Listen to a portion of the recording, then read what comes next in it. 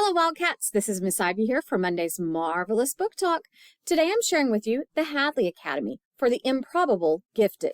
So I wanted to remind you that as it gets closer to that time of the year where we all love gifts, not every gift is something that can be wrapped up.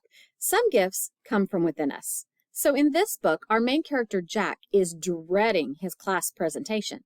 Then all of a sudden he finds himself transported to the Hadley Academy.